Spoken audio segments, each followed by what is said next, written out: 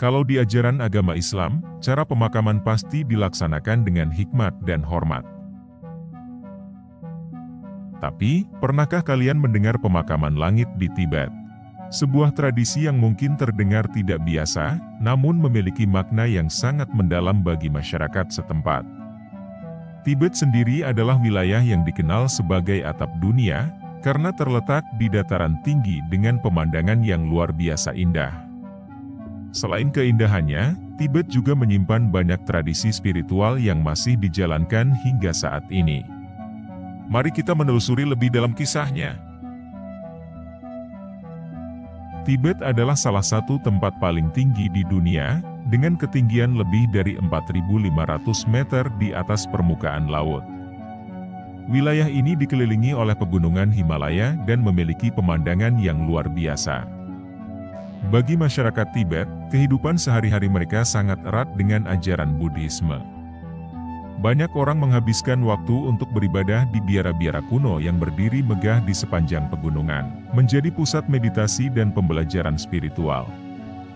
Di sini, bendera-bendera doa berkibar tertiup angin, dipercaya membawa harapan, kedamaian, dan berkah bagi semua makhluk.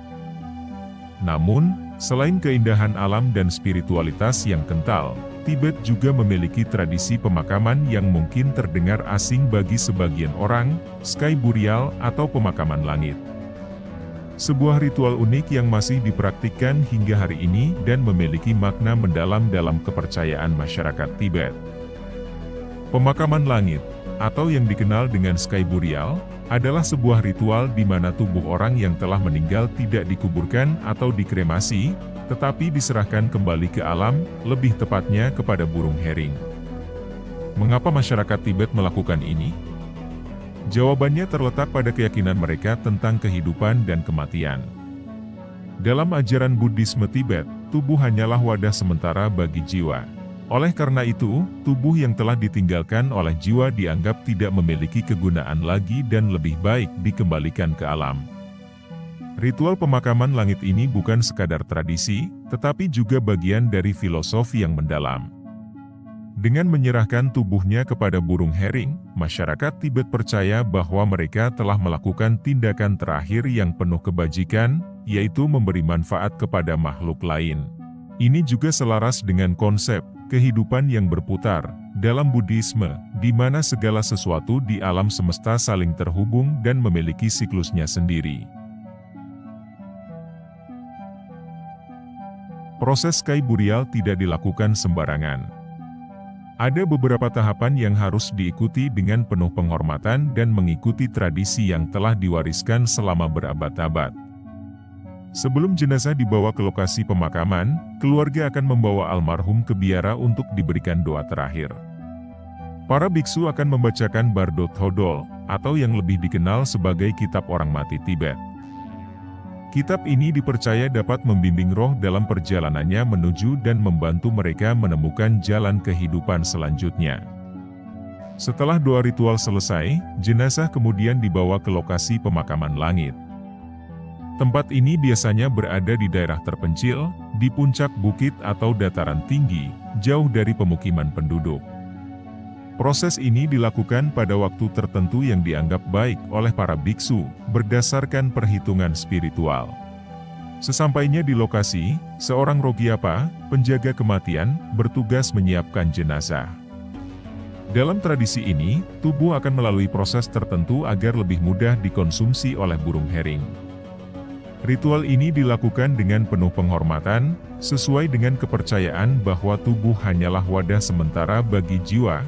Setelah persiapan selesai, burung hering, yang dalam kepercayaan masyarakat Tibet disebut sebagai dakini atau makhluk suci, akan mulai berdatangan.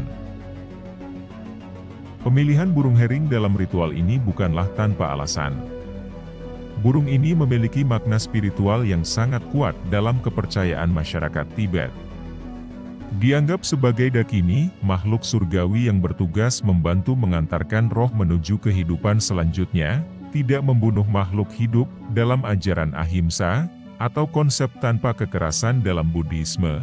Burung hering menjadi pilihan yang sesuai karena mereka tidak membunuh, melainkan hanya memakan bangkai.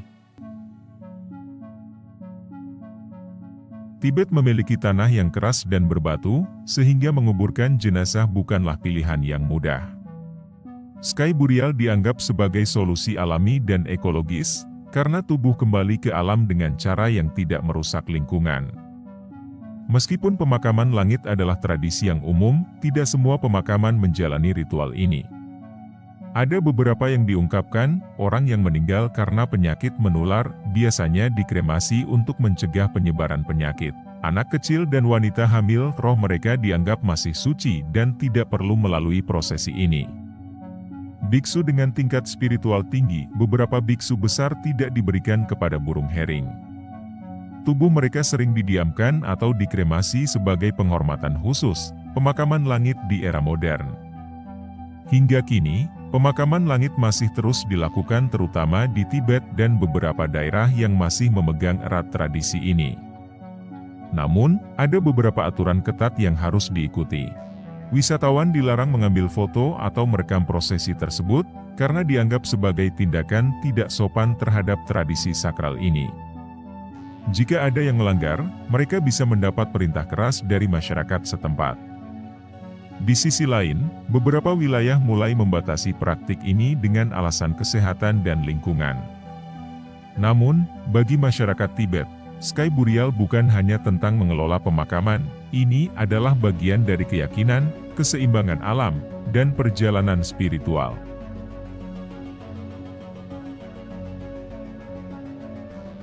Bagi sebagian orang, pemakaman langit mungkin terdengar mengerikan atau sulit dipahami.